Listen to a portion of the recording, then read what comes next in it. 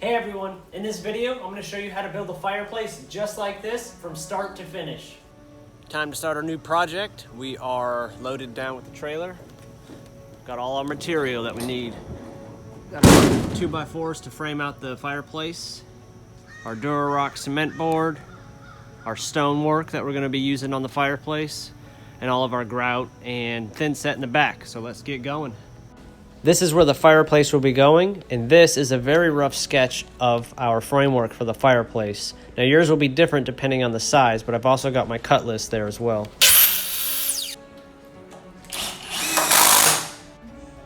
Alright, so now we've got the framework all done on the fireplace, and one thing I wanted to mention is always purchase or get the dimensions of your fireplace before you start building. That way you know what size cutout you're going to have for the fireplace insert. That's a very important step, or you're going to be kicking yourself in the butt later on down the road. So now we're going to move on to hanging all the Durarock cement board onto the frame.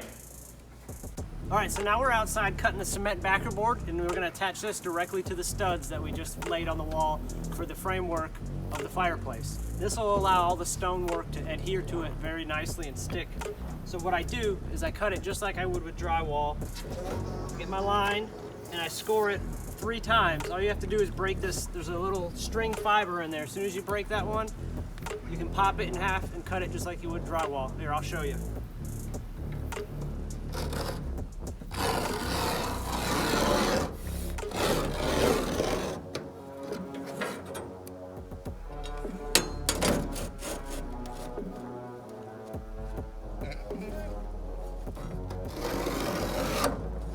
So after you get your first one, you already got your groove, so you can just start going.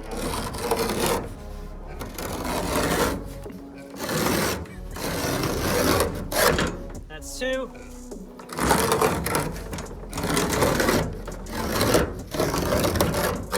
All right, 3. Now you can pop it from the other side.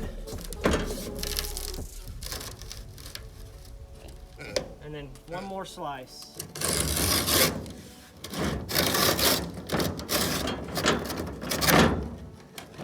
There you got it. All right, so now we're going to take this piece inside and see if it fits on the fireplace.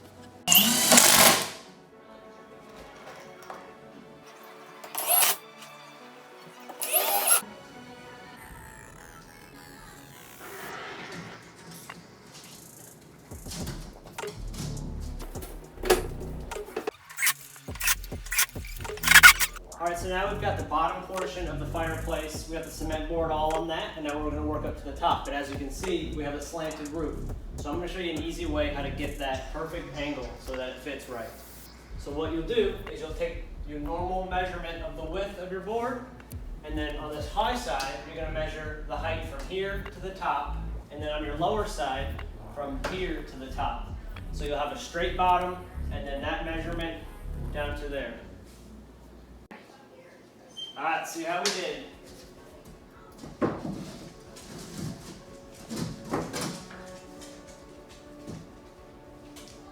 Perfect.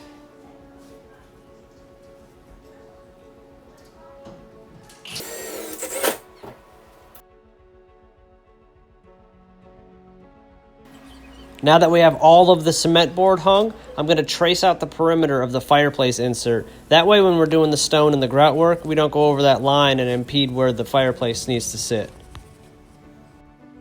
We are getting ready to start installing the stone, but a couple things that I did prior to is I did install a board where our mantel will go. That way we don't put our stonework too far down or too far up, and I don't get the mantel all nasty with grout and dinging up with the stone. I also traced out where our fireplace insert will go so we don't overhang our stonework too far into that. And we are using Rock Ridge Ledger Stone, and this stuff is beautiful. Check that out. Some nice big pieces of stone. This is going to be a fun project. So now I'm going to get my drop cloth down so I don't get anything on our nice floors, and go get our thin set mixed, and we'll get going. So we're starting down at this bottom left-hand corner, down by our little hearth area, or hearth, however you pronounce it. And there's our first piece. That's gonna go there. But what we're having to do, since these are almost 16 inches and our little hearth is only 7 3/4 off the ground, is I'm having to cut down this wire on the back, and then I'm having to use my grinder with a diamond blade to take off the rest of the stone. So it's taking a little bit for this bottom portion, but after that, when we get up towards this middle section, it'll be a lot faster.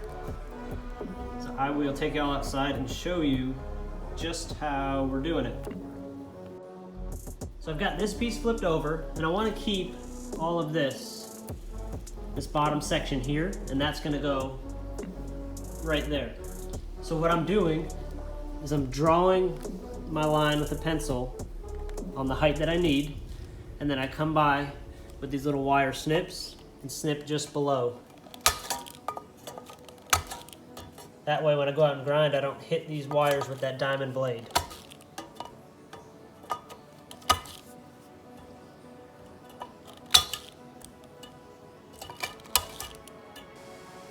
So I've got it outside, got the piece I want to cut. I got my line right there, and I clamped it down to my 2x6 here, my little makeshift bench. Now I'm just going to grind down that line with a diamond blade.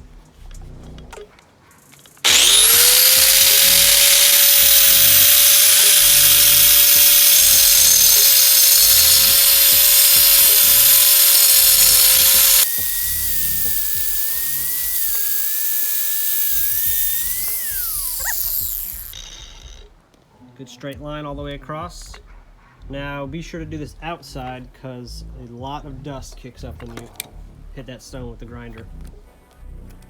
Side note, if you're curious as to what blade I'm using on the grinder, it's this Norton 4.5 inch turbo rim smooth cutting diamond blade. I picked it up at Lowe's and it's cutting through this stuff pretty good so far. I will keep track and see how long it lasts, if it lasts the entire Fireplace build. But that's what it looks like on the back side there. So we are using large and heavy tile mortar with polymer as our thin set. This calls for 6.5 to 7.5 quarts of water, which we already have there, and then a whole bag of mortar. So I'm gonna dump that in and show you guys how we mix it up.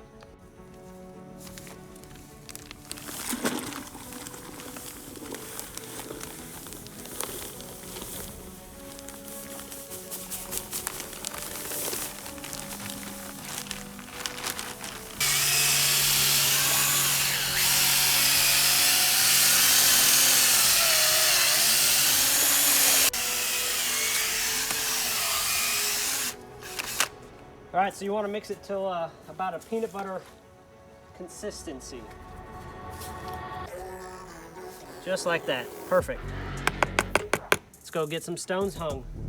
So we went ahead and pre-cut and laid out all of the bottom section, so that way we go pretty fast with this bottom stonework. So you want a nice smooth layer of thin set on the wall itself, and then back butter on the back side of the stonework with the notched part of the trowel. That way the stone sticks nicely and evenly all across the wall.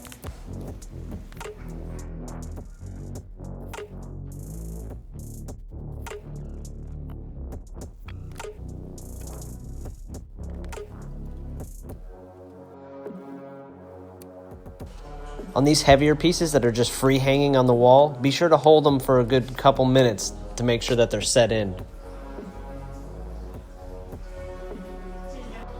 All right, so we got the stonework all finished up. Took us about a day and a half. Now we're gonna get to sealing the stone so that tomorrow we can grout it. For sealer, we're gonna use this 511 impregnator sealer. This stuff is awesome. It's super easy to apply. We're gonna use a brush to apply it on here since we've got such a rough surface and it's real porous, the brush will get into those spots. Super easy to use. All you do is wipe it on, leave it sit for about 3 to 5 minutes, and then wipe it off with a clean rag. So we're gonna get to it.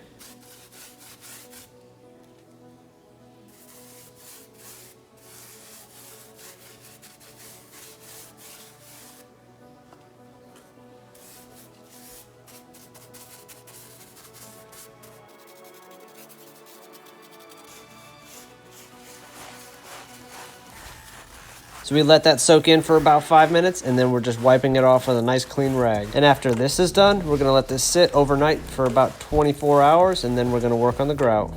Now we're going to grout in between all of the stones on the fireplace, and this is the grout we're using. We're using this gray color, blend in nice with those stones. So we're gonna mix this kind of the same method that we mixed the thin set. So now that we let the seal dry overnight, it's time to grout all of the cracks. So here we're using a grout bag, and we'll show you how to scoop into it.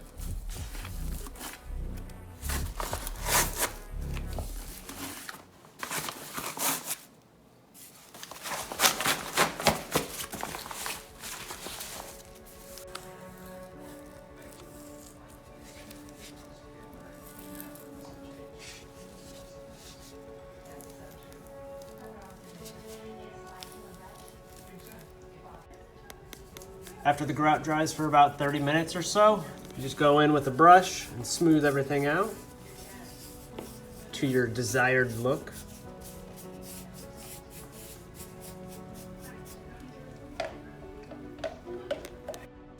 So while Courtney finished the grout work on the fireplace, I went into the workshop and built our mantle.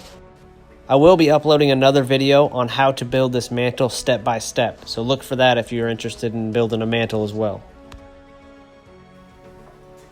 So I built a hollow box mantle to save on weight, and it's also super easy to slide up onto this 2x4 that we have mounted to the fireplace.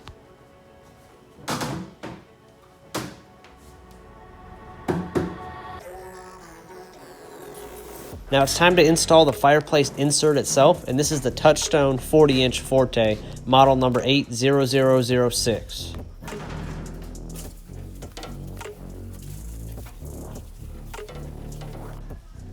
Alright, we just wrapped up our fireplace build and finished with our favorite portion, the fireplace insert itself. This is the Touchstone 40-inch Forte, model number 80006. This thing has 5 different light settings and 2 different heat settings and can heat up a room up to 400 square feet. You can also swap out the logs for clear crystals or rocks, so you have a lot of different options there. And this thing is available online at touchstonehomeproducts.com or even on Amazon. And their customer service is impeccable. So if you have any issues or questions, just shoot them over an email on their website and they'll get right back to you. All right, I'm gonna turn off the lights and show you guys the different heat settings and light settings on this thing.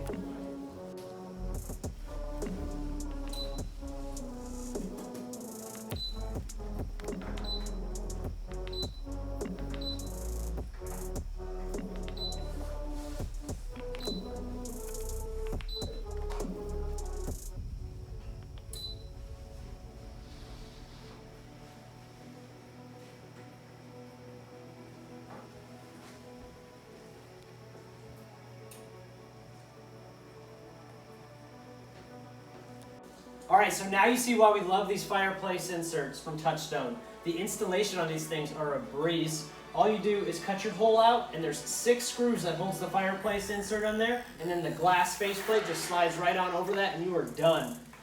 I highly recommend Touchstone Home Products for any of your fireplace needs.